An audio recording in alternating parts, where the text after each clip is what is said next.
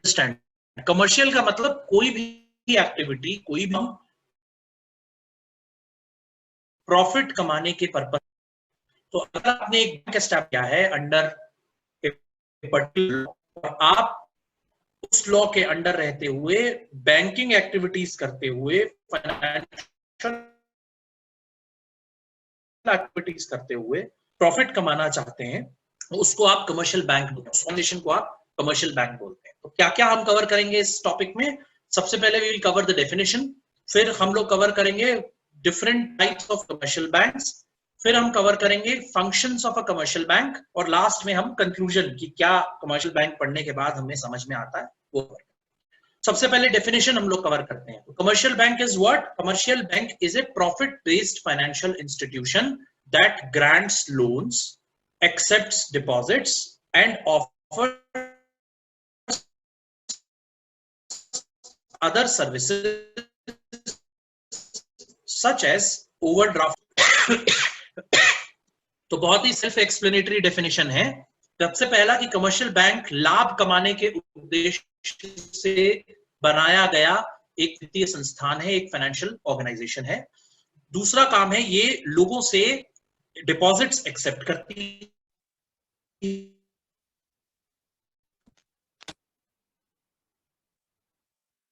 है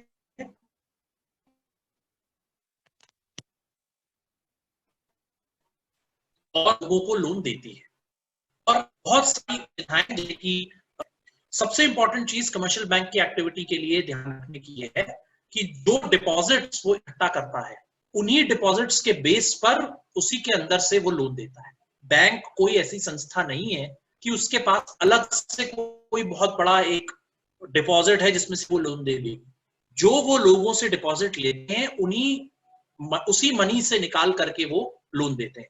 तो किसी भी बैंक की फाइनेंशियल स्ट्रेंथ, किसी भी बैंक की फाइनेंशियल कैपेसिटी उसके डिपॉजिट से पता चलती है। और डिपॉजिट्स किससे आते हैं? अलग अलग अकाउंट्स जो बैंक अपने पास रखता है उससे आते हैं। अभी हम उस पर भी जाएंगे, डिस्कस करेंगे। Commercial banks are most important components of a financial system. सबसे इंपॉर्टेंट चीज की एक बहुत बड़ा फाइनेंशियल सिस्टम जो हमारे देश के अंदर है, उसके अंदर कमर्शियल बैंक्स का बहुत बड़ा रोल है, बहुत बड़ा। और वो क्यों है? क्योंकि these institution provide benefits to different sections of the society. अलग अलग सेक्शंस जो हमारी सोसाइटी के हैं, अलग अलग हिस्सा अगर हम उनको बांट के देखें सोसाइटी में, तो सबको कुछ ना कुछ कमर्शियल बैंक देता है। जैसे कमर्शियल बैंक नौकरियां प्रोवाइड करता है, जॉब्स देता है, एम्प्लॉइज को जॉब्स देता है, हमारे हम लोगों के बीच में से ही लोग नौकरी करते हैं बैंक के अंदर। डिविडेंड देता है शेयर होल्डर्स को, और कैपिटल एप्रिसिएशन देता है इन्वेस्टर्स को। जिन लोगों ने बैंक के अंदर पैसा लगाया है बैंक को चलाने के लिए, चाहे वो शेयर्स खरीद करके लगाया हो, चाहे किसी कंपनी या किसी और बैंक ने इस बैंक के अंदर पैसा लगा करके अपना जो है बैंक को कैपिटल देने की कोशिश की हो, उन लोगों को लाभांश देना, उन लोगों की पूंजी को बढ़ाना, ये एक और काम बैंक करता है। Increase in the standard of living to the society. अगर आपकी सोसाइटी, हमारे लोगों में से लोगों के बीच में से लोग कैपिटल देते हैं, हम ही लोगों के बीच में से लोगों को जो है शेयर होल्डिंग में इन्वेस्ट करते हैं। अगर हम लोगों की तनख्वाहें बढ़ेंगी, पूंजी बढ़ेगी, लाभांश अच्छा मिलेगा, तो हम लोगों की ही तरक्की ज्यादा होगी, हमारी स्टैंडर्ड ऑफ लिविंग, जीवन स्तर में सुधार होगा। ठीक। Flow of money to the downtrodden. उन लोगों को तक पैसा पहुंचाना, बैंकिंग सर्विसेज पहुंचाना, फाइनेंस की अवेलेबिलिटी उन लोगों तक पहुंचाना जो अरसे तक इस चीज से दूर रहे, गरीबों तक, समाज के सबके तक, जिसको हमेशा प्रॉब्लम्स रही हैं फाइनेंशियल, चाहे वो किसान हो, चाहे वो मार्जिनलाइज्ड लेबर हो। मार्जिनलाइज्ड लेबर का मतलब जिसके पास अपने संसाधन कुछ नहीं होते। सीमित support framework to the government, और सरकार को भी एक फाइनेंशियल सपोर्ट फ्रेमवर्क देना। सरकार कोई योजना लागू करना चाहती है विकास की, कोई भी डेवलपमेंटल प्लान सरकार बनाती है और अपने धन का उपयोग करती है, आरबीआई से उनके जो अकाउंट्स हैं उससे पैसा फ्लो करना चाहती है, तो पैसा जाएगा कहां? आरबीआई तो बैंक है नहीं, सेंट्रल बैंक है, डालता है और फिर वो पैसा फ्लो करता हुआ अलग अलग अकाउंट से उन गरीब लोगों तक, उन कस्टमर्स तक पहुंचता है, उन लोगों तक पहुंचता है जिनके पास उन बैंकों में खाते हैं। तो ये एक बहुत बड़ा नेटवर्क कमर्शियल बैंक्स का हिंदुस्तान में एस्टैब्लिश्ड है, जिससे सेक्शन की हर सोसाइटी को फायदा हो रहा है और बैंक को खुद भी फायदा हो रहा है, क्योंकि वो लाभ कमाने के उद्देश्य।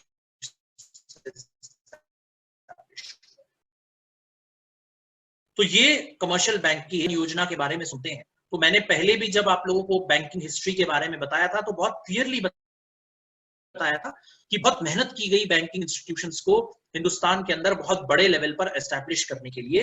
और ये जर्नी 1947 से आजादी के बाद से स्टार्ट हुई।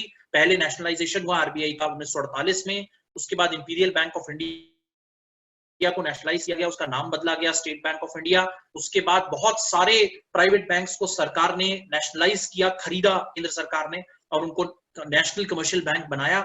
और उसके बाद धीरे धीरे करके 1991 के बाद प्राइवेट बैंक्स और फॉरेन बैंक्स को इंडिया में फंक्शनिंग की इजाजत दी गई। तो आज स्थिति ऐसी है कि इंडिया में एक बहुत बड़ा जाल फैला हुआ है बैंकिंग ब्रांचेस का, बैंकिंग नेटवर्क का, और उसकी मदद से सरकार हर गरीब आदमी तक पहुंचने की कोशिश कर रही है। तो वक्त लगेगा, क्योंकि हिंदुस्तान की आबादी आजादी के वक्त भी करीब मेरे ख्याल से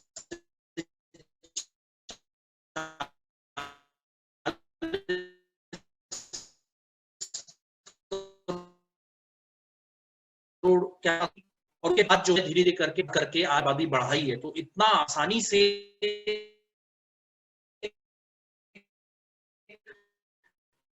बैंकिंग नेटवर्क हर तक पहुंच जाए, तो ये सब चीजों को ध्यान में रखते हुए कमर्शियल बैंक का रोल बहुत इंपॉर्टेंट होता है। 3 तरीके के कमर्शियल बैंक्स इंडिया में आपको नजर आएंगे। पहला, पब्लिक सेक्टर कमर्शियल बैंक्स। हाँ बोलिए सर। आपकी वॉइस सर बिल्कुल भी क्लियर नहीं है सर, समझ में नहीं आ रहा। तो क्या वॉइस क्लियर नहीं है? मेरी साइड से तो क्लियर।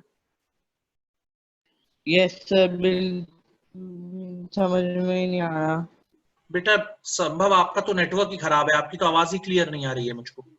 नो सर, हमें भी नहीं आ रही। नहीं आ रहा sir. Actually voice is hold on.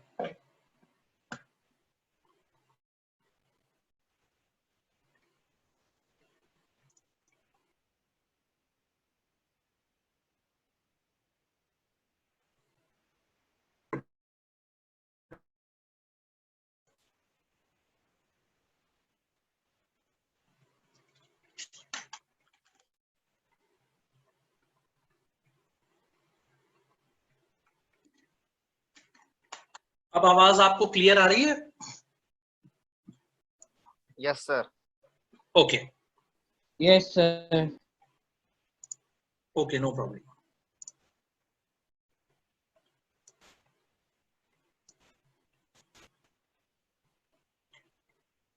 Screen clear है आप लोगों को?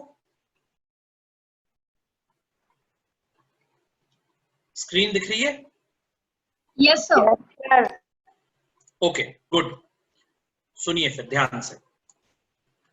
तो पब्लिक 3 तरीके के बैंक्स इंडिया में जो इस वक्त फंक्शन कर रहे हैं वो है public sector banks, private sector banks और फॉरेन बैंक्स। इनको ध्यान से समझ लीजिए, ये बहुत इंपॉर्टेंट कॉन्सेप्ट है, क्योंकि बहुत सारे लोगों को आज भी फर्क करना नहीं आता है कि पब्लिक सेक्टर बैंक क्या है और प्राइवेट सेक्टर बैंक क्या है।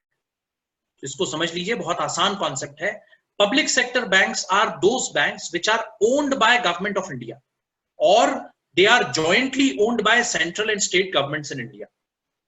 जो भारत में पब्लिक सेक्टर बैंक्स हैं वो भारत सरकार के स्वामित्व के तहत आते हैं। भारत सरकार उनके पूरे तरीके से उनकी ओनर है, यानी जो जितने शेयर्स उस बैंक में हैं उसके 51% से ज्यादा शेयर्स वो भारत सरकार के पास हैं या भारत और राज्य सरकारों के पास।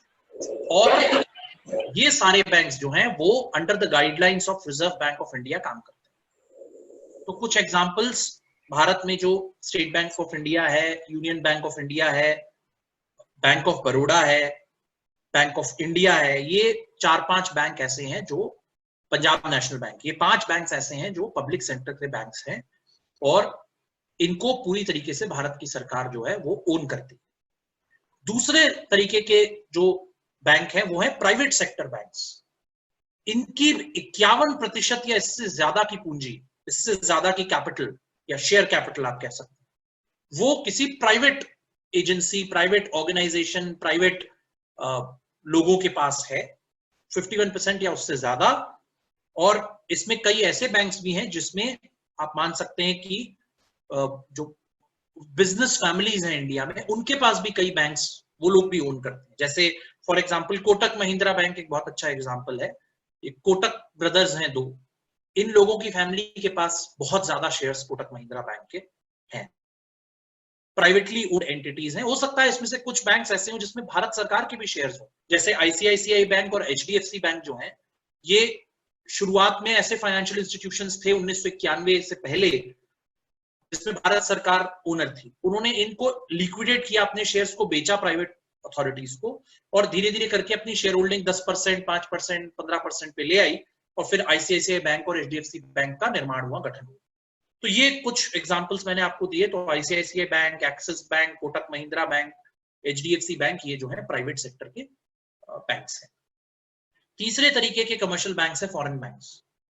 Bye nature and origin these banks are initially from banks whose headquarters are in foreign country. कोई भी बैंक जिसकी शुरुआत और जिसका नेचर हिंदुस्तान का नहीं है, जिसकी शुरुआत हिंदुस्तान के बाहर से हुई है और उनके हेडक्वार्टर्स हिंदुस्तान के बाहर है, वो फॉरेन बैंक्स कहलाते हैं। तो एग्जांपल्स मैं आपको दे सकता हूं, एचएसबीसी, सिटी बैंक और बार्कलेज, ये तीन ऐसे बैंक्स हैं जिनको हिंदुस्तान में, डॉयश बैंक भी एक और बैंक है जिसको इंडिया में बैंकिंग, कमर्शियल बैंकिंग की इजाजत है, फुल बैंकिंग की इजाजत है, लेकिन ये फॉरेन बैंक्स हैं, they are not of Indian origin. इनके बैंक्स के हेडक्वार्टर्स भारत से बाहर अलग अलग देशों में। तो ये तीन तरीके के बैंक्स आपके पास हैं। तो ये अब हम शुरू कर सकते हैं जो हमारा नेक्स्ट टॉपिक है, फंक्शंस ऑफ कमर्शियल बैंक। तो ये जो कमर्शियल बैंक्स हैं, जो लाभ कमाने के उद्देश्य से स्थापित किए गए हैं, different sections of the society को बहुत ज्यादा मदद कर रहे हैं, चाहे एम्प्लॉइज को सैलरी देने का मामला हो, चाहे शेयर होल्डर्स को पूंजी देने का मामला हो, चाहे गरीब लोगों को डिफरेंट फाइनेंशियल सर्विसेज या developmental policies and schemes government की जो है उनको लोगों तक पहुंचाने की बात हो, ये सारी चीजें जो है कमर्शियल बैंक्स करती हैं। तो किस तरीके से करती हैं? Primary functions, secondary functions and other functions. Primary functions में आता है एक्सेप्टिंग डिपॉजिट्स, एडवांसिंग लोन्स, ये इनके प्राइमरी फंक्शंस हैं कमर्शियल बैंक के। डिपॉजिट स्वीकार करना और लोन प्रोवाइड करना। सेकेंडरी फंक्शंस में आता है collecting cheques, collecting incomes, paying expenses, general utilities. मतलब चेक कलेक्ट करना, इनकम कलेक्ट करना, एक्सपेंसेस को करना, जनरल यूटिलिटीज जैसे लॉकर है, फॉरेन एक्सचेंज है, फंड्स ट्रांसफर है, ये सारी चीजें भी बैंक करता है। अदर फंक्शंस, अब एक बैंक का एक ऐसा रोल भी हो गया आज की डेट में कि उसने बहुत सारी ऐसी जॉब्स करी हैं जिससे लोगों को सहूलियत पहुंचे। हालांकि अभी भी ये बैंकिंग के कोर फंक्शंस नहीं है। हिंदुस्तान के अंदर बैंकिंग के अभी भी कोर फंक्शंस एक्सेप्टिंग डिपॉजिट्स हैं। जब तक अकाउंट नहीं खुलेगा, डिपॉजिट नहीं आएगा, तब तक आप बैंक में कस्टमर बनाओगे कैसे? लोन जब तक नहीं मिलेगा कस्टमर को, बैंक में अकाउंट कैसे खुलेगा? तो सबसे पहला काम बैंक अकाउंट खोलना ही है, यानी एक्सेप्टिंग डिपॉजिट्स, लोन देना। उसके बाद आता है कि आपको एक चेकबुक मिलेगी, आपको एक एटीएम कार्ड मिलेगा, मिलेंगी, ऑनलाइन बैंकिंग का। जब तक अकाउंट नहीं खुलेगा इनमें से कोई सुविधा आपको नहीं मिलती। अगर आपके पास अकाउंट नहीं है, आप बैंक से कोई सेवा का उपयोग नहीं कर सकते एक्सेप्ट वेरी फ्यू थिंग्स। तो अब ई बैंकिंग, हम लोगों ने एक प्रेजेंटेशन भी देखी थी क्लास में ई बैंकिंग के ऊपर, जिसमें mobile services banking, mobile banking और इंटरनेट बैंकिंग के बारे में हमने समझने की कोशिश की थी। तो debit cards, credit cards, internet banking जैसी सर्विसेज भी बैंक अब देता है। प्राइमरी फंक्शंस को सबसे पहले समझिए। Different types of deposits banks, अलग अलग टाइप के डिपॉजिट्स होते हैं। तो इसके लिए आपको बैंक में आके एक अकाउंट खुलवाना पड़ता है, और जो सबसे पहला अकाउंट बैंक में खुलता है वो है सेविंग्स बैंक अकाउंट। एक नॉर्मल कस्टमर, हम जैसा कस्टमर कोई बैंक जाता है तो उसको सबसे पहले एक सेविंग्स बैंक अकाउंट खुलवाना पड़ता है, जिसे बचत बैंक खाता कहते हैं। नॉर्मल प्रोसीजर होता है, एक फॉर्म लगता है, उसके साथ आपके एक पैन कार्ड की कॉपी और एक आधार कार्ड की कॉपी और एक एड्रेस प्रूफ, इन तीन चीजों के साथ बैंक आपका सेविंग्स बैंक अकाउंट खोल देता है। अब अदर सर्विसेज का एक एग्जांपल दे देता हूं मैं आपको। आज की डेट में आपको बैंक जाने की जरूरत नहीं है।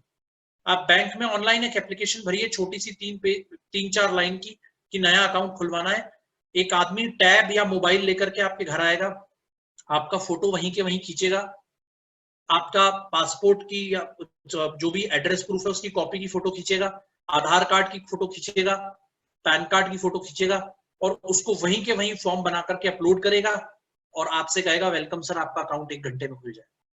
अगर आपके पास डॉक्यूमेंट्स हैं तो आप 1 घंटे के अंदर अपना अकाउंट खुलवा सकते हैं। पहले की स्थिति नहीं रही कि आपको बैंक जाना है, फॉर्म भरना है, उसके बाद 4 कागज लगेंगे, फिर वो 4 दिन उसकी इंक्वायरी करेगा, फिर 10वें दिन जाकर आपका अकाउंट खुलेगा और फिर आप 15वें दिन जाके उसमें पैसा डालेंगे। No, not required. आप इमीडिएटली अपना एक अकाउंट खुलवाइए और अगले दिन अपना एक उसका चेक दे दीजिए, आप पैसे उसमें आ जाएंगे आपके 10,000 रुपए, 15,000 रुपए, 20,000, जितना आप खोलना चाहें।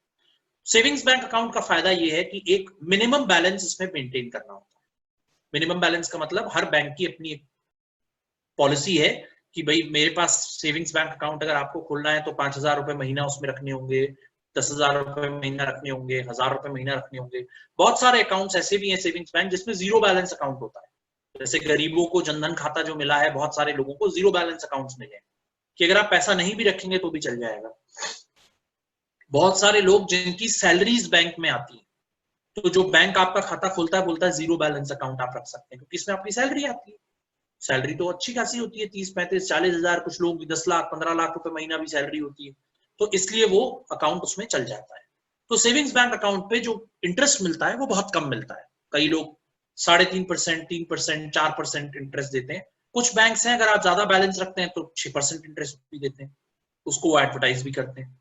तो सेविंग्स बैंक अकाउंट एक ऐसा अकाउंट है जिसमें एक मिनिमम बैलेंस आपको मेंटेन करना है और आप रूटीन उसमें से पैसे डालने और निकालने का काम भी कर सकते हैं।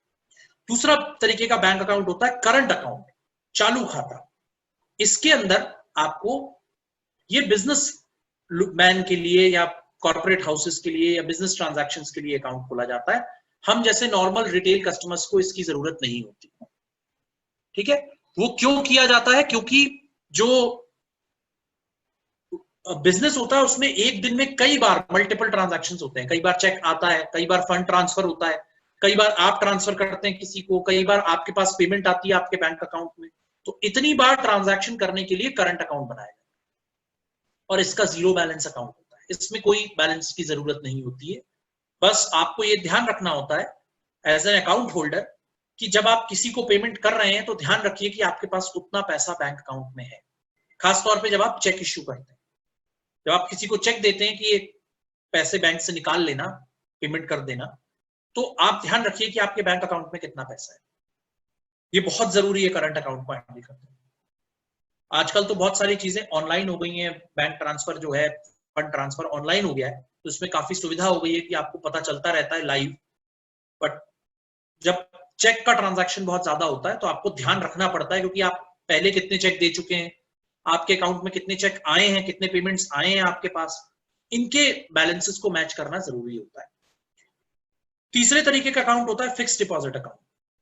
किसी भी आदमी का जिसका बैंक में अकाउंट है या नहीं भी है, वो भी फिक्स्ड डिपॉजिट अकाउंट खुलवा सकता है।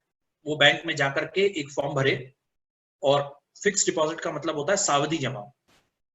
एक बार में आप एक बड़ा अमाउंट, हर बैंक की अपनी एक स्कीम है कि 5,000 मिनिमम या 10,000 मिनिमम से आप यह खाता खोल सकते हैं और इस खाते में एक बारी में आप 15,000, 20,000, 50,000, 1 लाख जमा कर देंगे तो ये अलग अलग टाइम से, सावधि का मतलब डिपॉजिट का अमाउंट जो है वो एक फिक्स्ड पीरियड के लिए लॉक हो जाएगा, जिसकी टाइम लिमिट जो है 3 महीने से लेकर 6 साल तक होती है।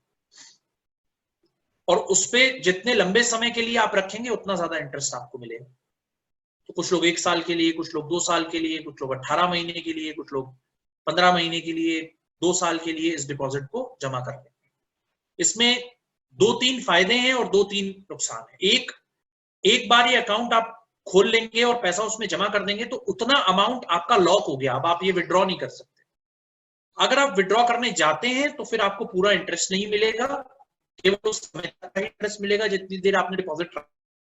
और दूसरा नुकसान ये है कि कुछ चार्जेस बैंक इस फिक्स डिपॉजिट को तोड़ने के लेता है।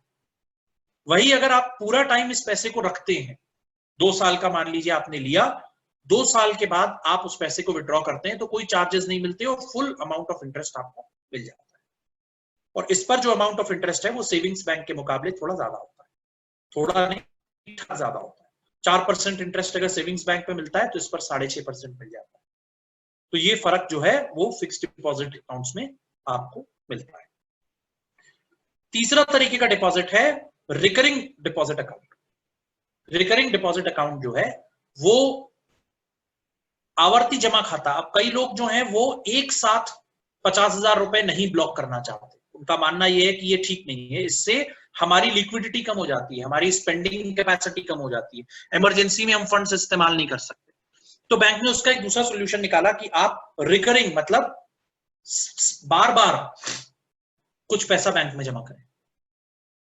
तो इसमें क्या सुविधा है कि आप हर महीने 1,000 रुपए, 2,000 रुपए, 5,000 रुपए, 10,000 जो आपकी कैपेसिटी है वो जमा करते रहें। 1 से लेकर 2 साल, 3 साल, 4 साल, इसकी भी जो है टाइम लिमिट होती है।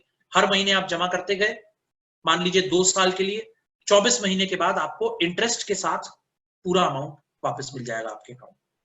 तो इसमें सुविधा ये हो गई कि आप 50,000 रुपए एक साथ ब्लॉक करने की बजाय हर महीने 2,000 रुपए डाल रहे थे, तो 2 साल तक आपने 48,000 रुपए डाल दिए, और इंटरेस्ट जो है जितना आपका बैलेंस है अकाउंट में उस पर इंटरेस्ट कैलकुलेट होता रहता है।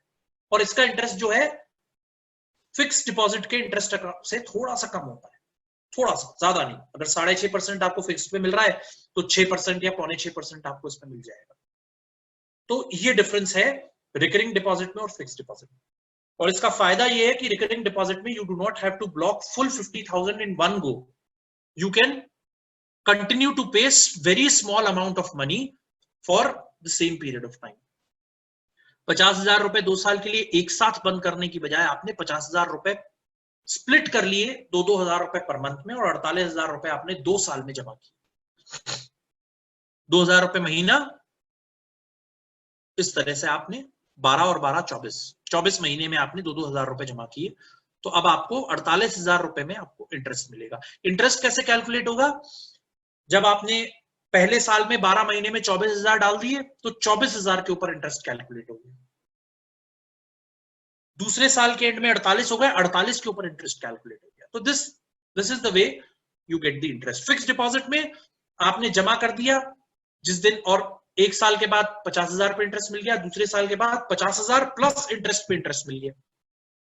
तो ये इस तरीके से फिक्स डिपॉजिट में होती है। इसीलिए फिक्स डिपॉजिट से हमारा रिकरिंग डिपॉजिट का कैलकुलेशन थोड़ा कम होता है।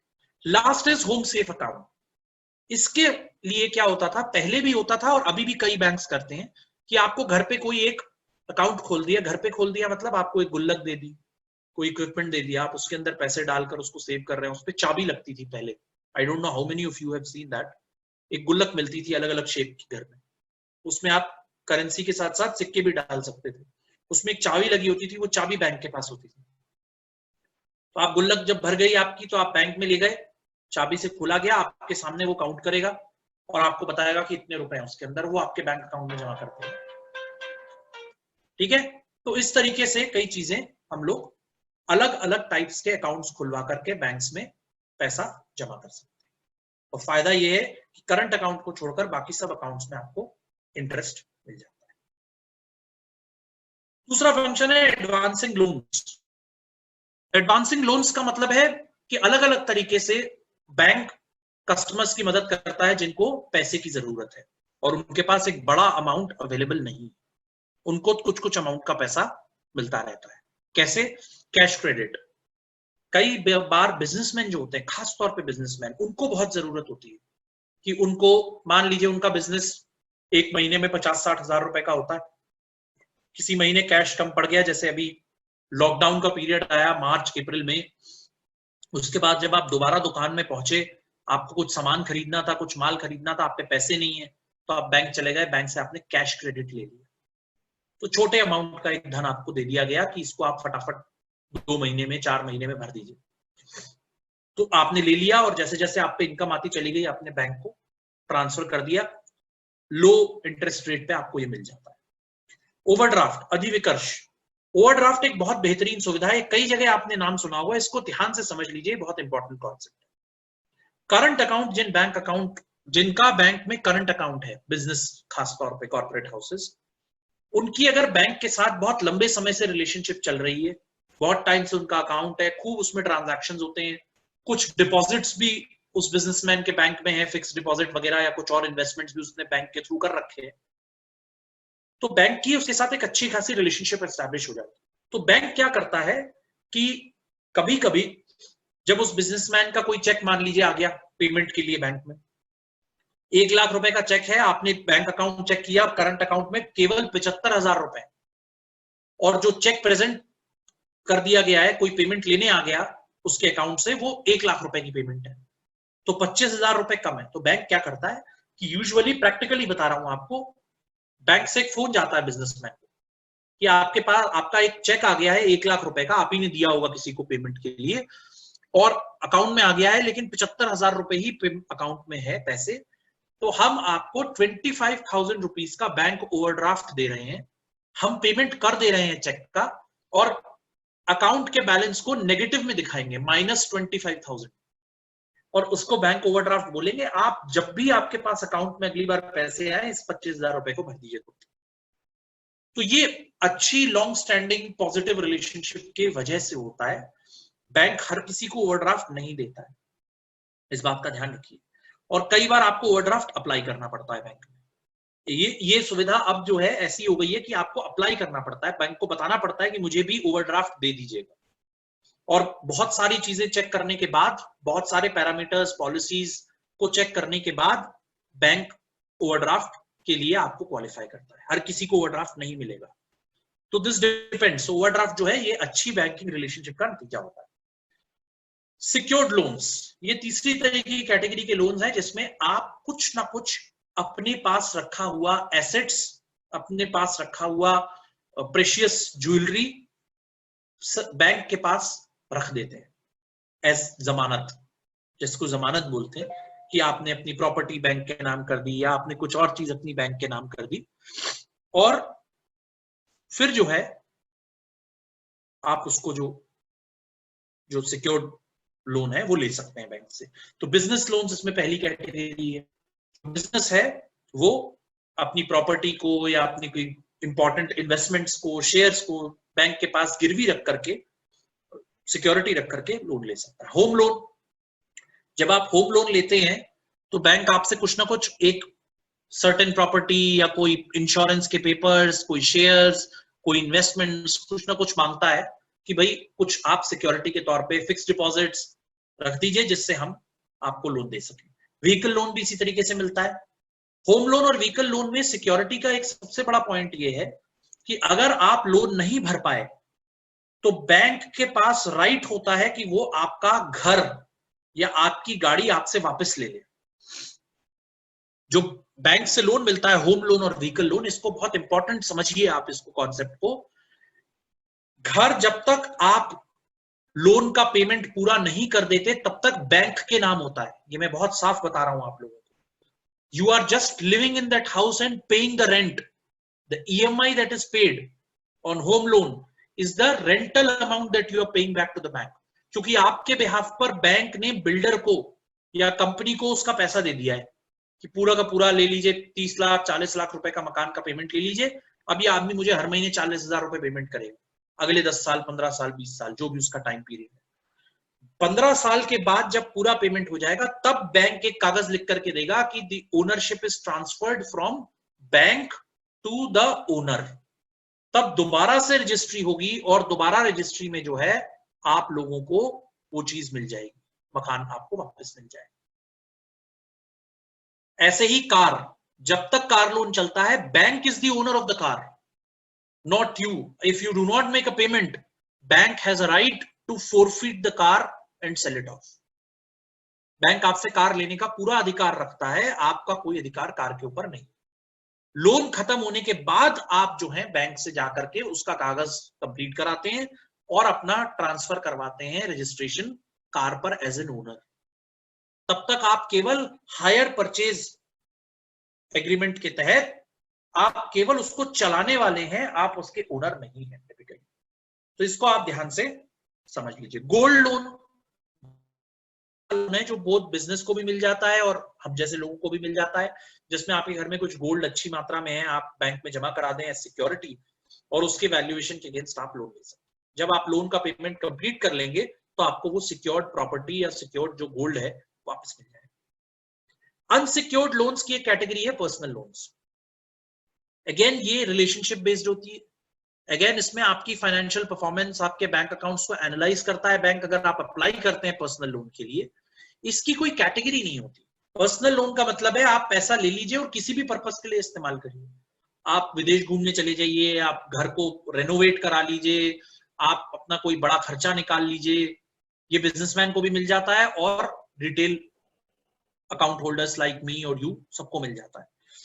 बट इसके अंदर यही मैंने बोला कि एनालाइज किए बगैर कि फाइनेंशियल पोजीशन क्या है आदमी की, पर्सनल लोन नहीं मिलेगा, क्योंकि ये अनसिक्योर्ड लोन होता है। इसके पीछे कोई सिक्योरिटी नहीं होती है। बैंक भरोसा करता है आदमी के ऊपर और आपको लोन देता है। भरोसा करके बैंक आदमी को लोन देता है। It is just like a bigger version of a credit card. आपको क्रेडिट कार्ड दे दिया बैंक ने कि आप यूज कर लीजिए, उधार जितना करना है कर लीजिए। वो बिल्कुल एग्जैक्टली ये बड़ा फॉर्म है क्रेडिट कार्ड का। क्रेडिट कार्ड भी बहुत सोच समझ के बैंक एनालाइज करके कि अच्छा इसके महीने में इतने पैसे अकाउंट में होते हैं, इतनी इसकी सैलरी आती है और रेगुलरली पिछले 15 साल से हमारे पास अकाउंट है, 20 साल से अकाउंट है, बहुत अच्छी फाइनेंशियल हिस्ट्री है, चलो इसको हम क्रेडिट कार्ड देते हैं, ऐसी लोन मिल जाता है। तो ये अनसिक्योर्ड लोन होता है, असुरक्षित ऋण होता है। बैंक के पास कोई भी संपत्ति, कोई भी प्रॉपर्टी, कोई भी इन्वेस्टमेंट के पेपर्स, शेयर्स, कुछ भी सिक्योर्ड नहीं होते। अगर आदमी ने पेमेंट करना बंद कर दिया तो नोटिस भेजने के अलावा आपके पास और कोई तरीका नहीं है पैसे निकलवाने। ठीक है, तो ये लोन्स की अलग अलग कैटेगरीज होती है।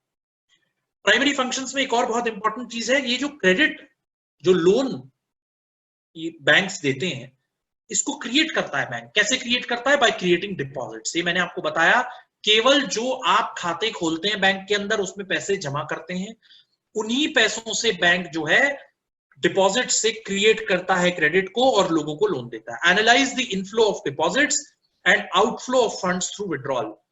भाई ऐसा भी तो हो सकता है कि जिन लोगों ने पैसा जमा किया हो वो थोड़ा पैसा निकालना भी चाहते हो, तो कितना अमाउंट डिपॉजिट हुआ है और कितना अमाउंट विड्रॉ हो रहा है, उसकी एनालिसिस करने के बाद कुछ कैश रिजर्व्स अपने पास बैंक रखता है। Cash reserves for emergency fund withdrawals. भाई डेली मेरे बैंक से 50,000 रुपए निकलते हैं और जमा होते हैं 5 लाख रुपए। हो सकता है आफ्टर सम टाइम अचानक से कोई आदमी ऐसा आ जाए जो कहे कि मुझे एक ही दिन में 2 लाख रुपए निकालने, तो उसके लिए आप एक कैश रिजर्व अपने पास रख लेते हैं कि अचानक कोई आदमी मांगने आएगा तो मैं उसे पैसा दे सकूं। Then you create space for loans and advances and ensure that the customers taking advances and loans are in a position to return them. ये बहुत जरूरी है बैंक के लिए, ये चेक करना, ये सुनिश्चित करना कि जो आदमी मुझसे पैसा ले रहा है, लोन ले रहा है, वो वापस करे। ये आइडेंटिफाई करना बहुत जरूरी है कि क्या नीरव मोदी मेरे बैंक से लोन ले रहा है, क्या मेहुल चौकसी मेरे बैंक से लोन ले रहा है, क्या विक्रम कोठारी पैसे लेके भाग तो नहीं जाएगा, क्या विजय माल्या लंदन चला जाएगा पैसा लेकर के। ये इंश्योर करना बैंक की रिस्पॉन्सिबिलिटी है, सरकार की रिस्पॉन्सिबिलिटी नहीं है। बैंक के बोर्ड ऑफ डायरेक्टर्स, बैंक के स्टाफ जिनको लोन देने की अथॉरिटी है, वो डिसाइड करते हैं कि लोन किसे दिया जाए, और उसके बहुत सारे रूल्स रेगुलेशंस। आपके घर में कभी लोन अप्लाई करके देखिए, किसी से पूछिए लोन अप्लाई करने पे क्या तरीका इस्तेमाल किया जाता है, तो आदमी बताएगा ऐसे आपसे बिहेव करेंगे जैसे आप चोर हो और वो पुलिस है। इतना कागज मांगते हैं वो लोग। तो ये इंश्योर बैंक इसलिए करता है, ये पॉलिसी इसलिए लाई है बैंक कि भाई जो डिपॉजिट में से वो लोन दे रहा है वो पैसा वापस आ जाए, एज अ डिपॉजिट वो ईएमआई भरता रहे और पैसा हमारे पास आता रहे, और हम जो है बैंक अच्छे से कर। क्योंकि अगर बैंक के पास से पैसा चला गया, वापस नहीं आया, तो प्रॉब्लम होगी। ठीक है, चलिए यहां पर हम रोक देते हैं। इतना मैंने आपके लिए कंप्लीट कर दिया है और इतने को ही हम कंटिन्यू करेंगे, तो आई एम स्टॉपिंग इट।